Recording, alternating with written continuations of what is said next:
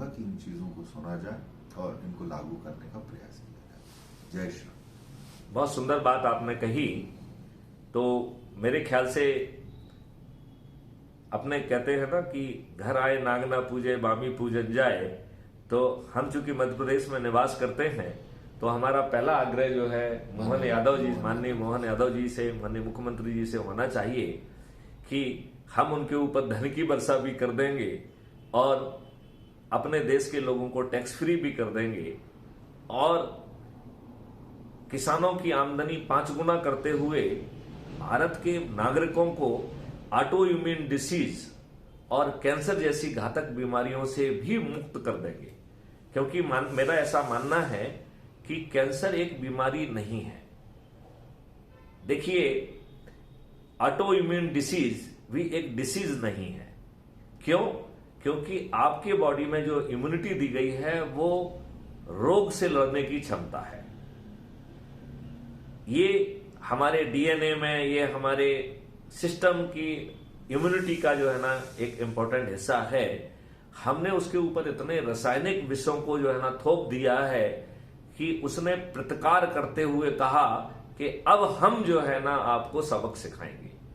और auto immune deficiency is nothing but हमारे immunity को, अपने ही सेल को जो है ना मारने की जो प्रक्रिया है उसको ऑटो इम्यून डिसीज कहते हैं।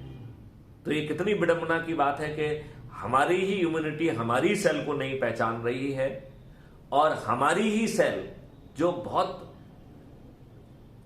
पुरखों की मेमोरी भी अपने अंदर समाहित करती हुई कभी कोई गलती नहीं करती है, वो सेल जो है प्रतिशोध करते हुए बिनाइन से मलाइन हो रही है। ये हमारी सेल का हमारे प्रति प्रतिशोध है। प्रतिशोध की वजह है 5।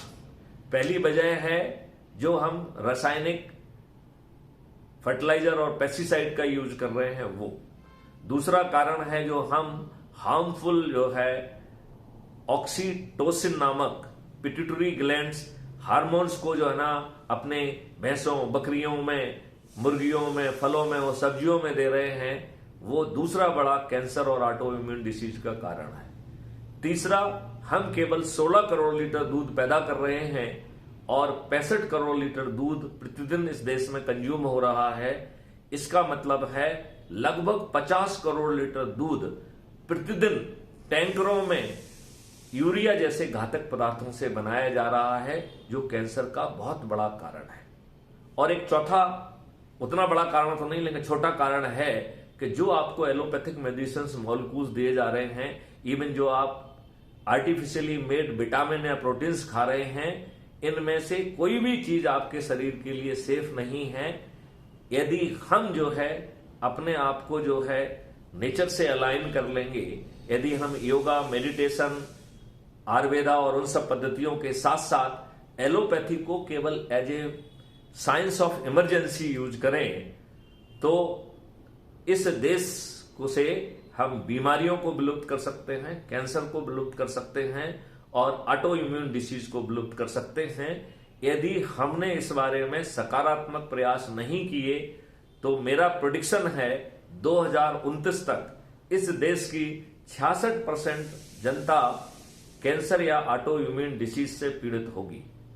इसका मतलब है हम अपने परिवार में देखें कि हर 3 व्यक्तियों में से 2 व्यक्तियों को कैंसर होगा, तो हम अपने ही परिवार के 3 में से उन कौन से ऐसे 2 व्यक्ति हैं जिन्हें कैंसर से पीड़ित देखना चाहेंगे। और यदि हम उन्हें नहीं देखना चाहते हैं तो हमने एक बहुत छोटा सा उपाय दिया है कि आप केवल जो है अपने ही से जुड़े लोगों को 10 लोगों को जोड़िए।